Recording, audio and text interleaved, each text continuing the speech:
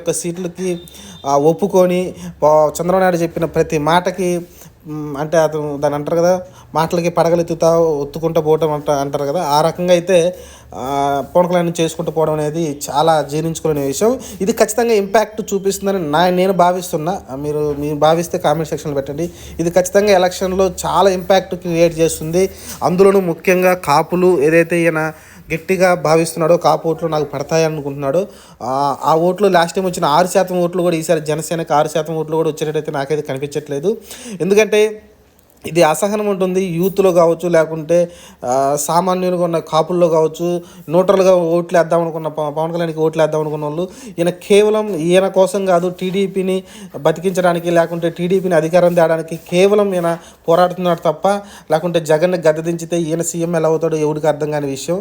ఈయన సీట్లు గెలిస్తే ఈయన సీఎం అవుతాడని విషయం అర్థం కాని పవన్ కళ్యాణ్